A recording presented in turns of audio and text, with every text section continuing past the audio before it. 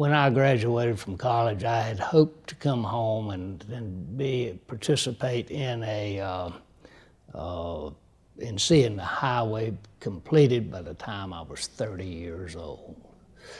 And that didn't happen.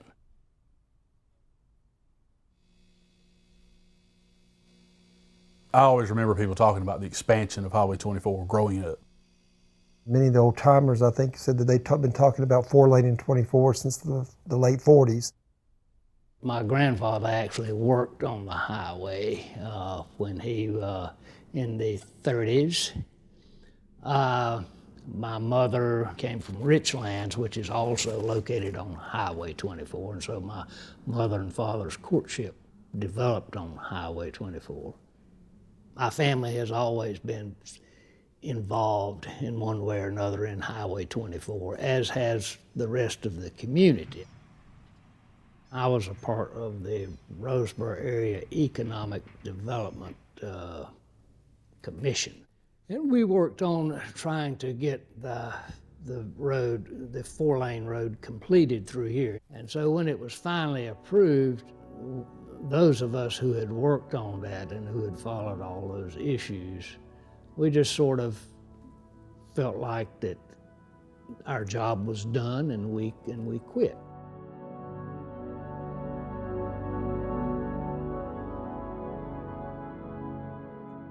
Last year, basically, a lot of dirt started moving around Roseboro.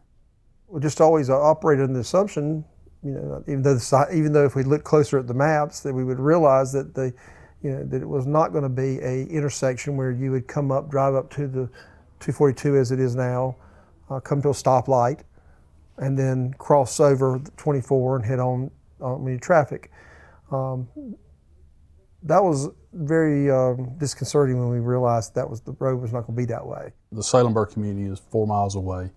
I having grown up here at a time when there was one school for both communities, I've always looked at us as one cohesive unit, even though they're two individual municipalities.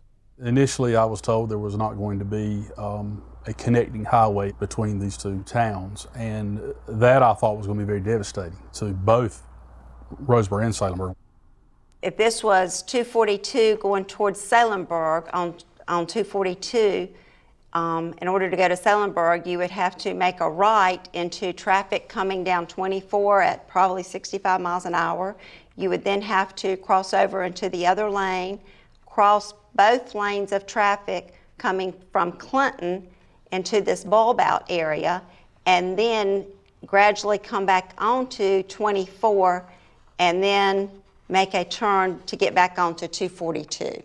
So you're talking about students going to and from school, you're talking about older people, you're talking about everybody, and then you're talking about the big trucks, the hog trucks, the turkey trucks, the trucks that carry the long pieces of steel, all of them trying to make this turn into this fast-moving traffic.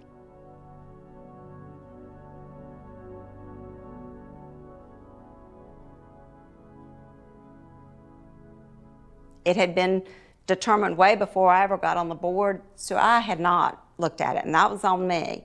But when we started looking at it and just seeing how dangerous it was, it became a real concern. So I introduced it at a STEP meeting, and I had kind of a letter that I handed out to them as one that they could use to write the senators, the legislatures, our representatives, the school board, the county commissioners, basically gave them a list of emails and addresses.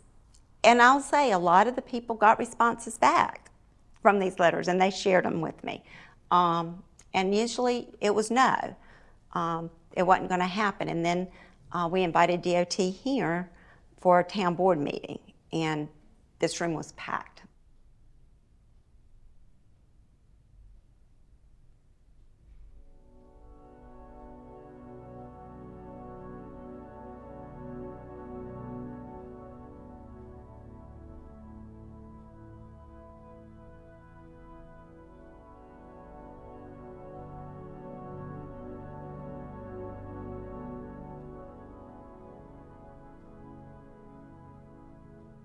Well, there was an information session presented by the DOT that You know, they seemed very close-minded at that meeting towards any changes. I don't think they really understood. I don't think they walked away from that meeting with a clear understanding of our safety concerns. The district engineers came down and explained the road and why it was safer and why we didn't need stoplights at the turnarounds. At that time, we were more concerned about the safety of the students and the parents and the individuals turning. I don't think that the business and truck traffic had become a big issue.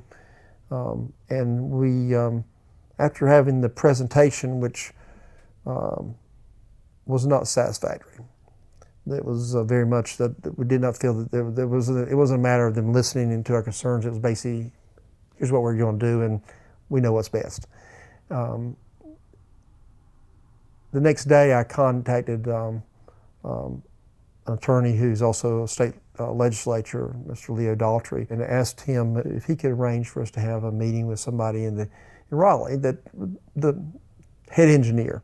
That person's name was Mike Holder. He was the chief engineer for the state.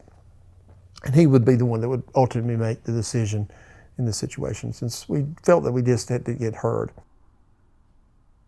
Getting the business people involved was huge. When they realized, and Houston Crumpler, whenever he realized exactly how it was, he reached out to a lot of people and got the support of the business people behind it and how it was going to adversely affect them. And they also had a little bit of a new message. It wasn't just the school buses and the big trucks. They were able to actually give an example of how some of the trucks could not safely make this maneuver. And we certainly don't need to lose any more businesses.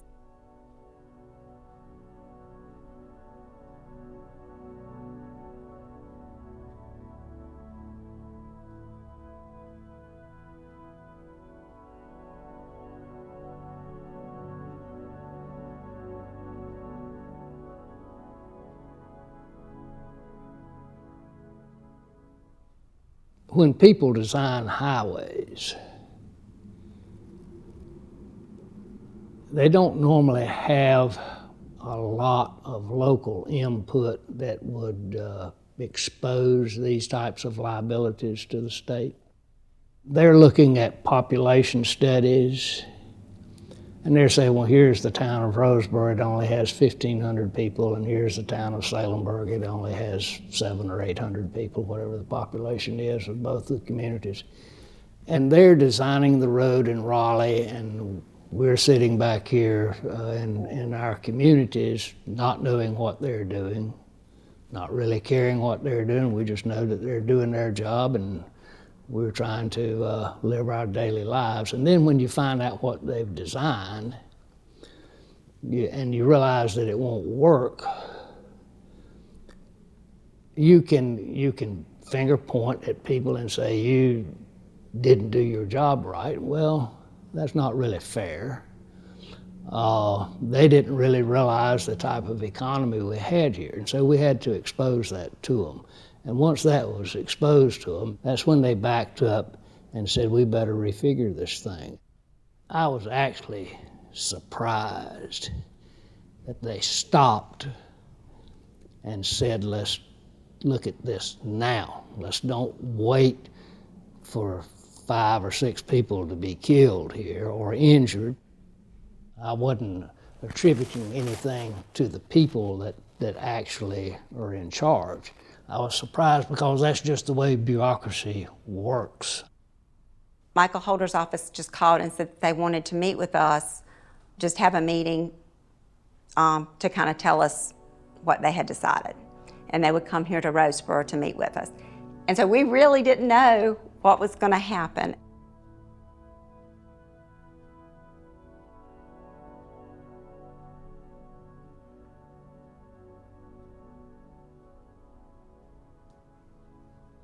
We met right in here, and he sat right over there, and he told us that they had looked at it and they had re-examined it, and they had realized that it did warrant the ramps.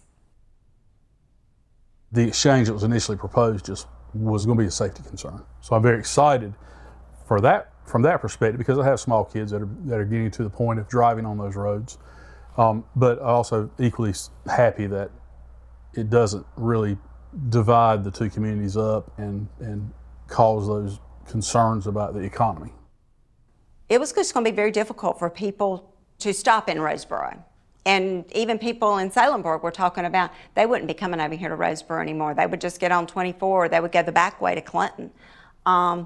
So it was just kind of, it was a relief, it was joy, it was just kind of all those things, and a chance for our businesses to stay viable. And that's what we have to have businesses. If you don't have business, you don't have a community. Once it's done, I mean, this is something we've all waited on all of our lives. Everybody else is just like me about Highway 24 and Highway 242. They want to see it done in their lifetime and see some benefit, and see some children and some grandchildren coming back here to live just like I do. So it will be worth the trouble and worth the wait. The thing I heard is this gives Roseboro a chance. It did. It gives us some hope.